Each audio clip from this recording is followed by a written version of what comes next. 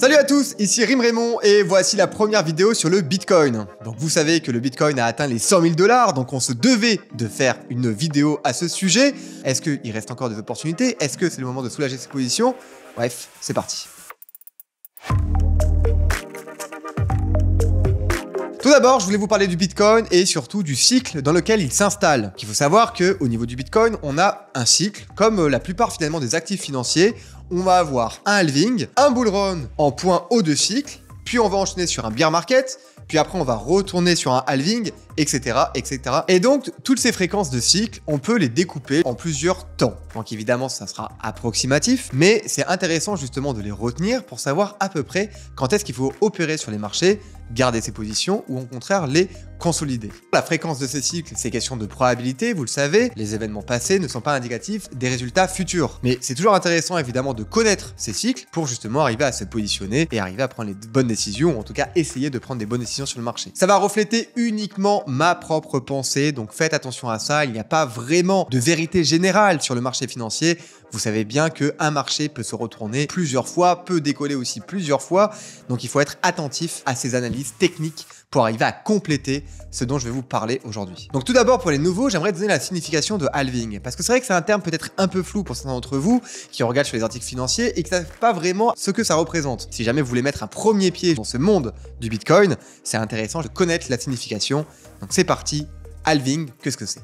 Donc, le halving du Bitcoin, ou réduction de moitié en français, est un événement programmé dans le protocole du Bitcoin qui se produit environ tous les 210 000 blocs minés, soit environ tous les 4 ans. Évidemment, 4 ans, c'est à titre informatif. C'est la vitesse à laquelle les blocs sont minés. Donc on calcule comme ça. On se dit que le temps moyen pour arriver à miner un bloc, c'est environ 10 minutes. Donc c'est un calcul évidemment qui est très facile.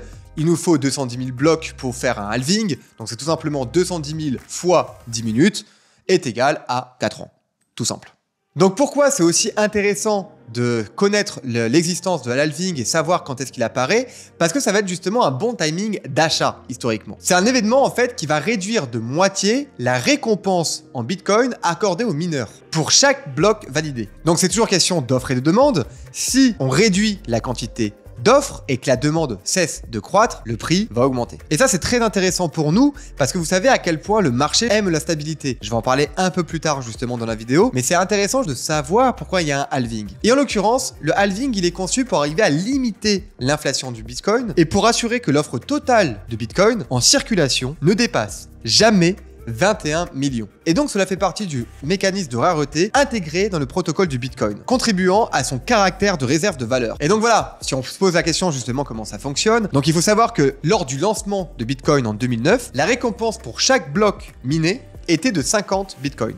Lors du premier halving en 2012, la récompense est passée du coup à 25 Bitcoin. En 2016, réduit de moitié. En 2020, réduit de moitié, etc., etc. Et donc tout ça pour vous dire qu'on devrait arriver aux 21 millions de Bitcoin minés à peu près en 2140. Donc c'est pour ça que c'est toujours un actif évidemment qui est très très intéressant à conserver et qui finalement, comme vous l'avez compris dans cette vidéo, ne fait que prendre de la valeur systématiquement. Sauf s'il y a évidemment une grosse surprise. Mais bon, logiquement, on devrait avoir justement le même statut finalement que tous les actifs financiers qui prennent de la valeur en permanence. Vous le savez, en 2024, il y a eu du coup un halving. Vous avez bien compris dans tous les cas ce cycle de 4 ans.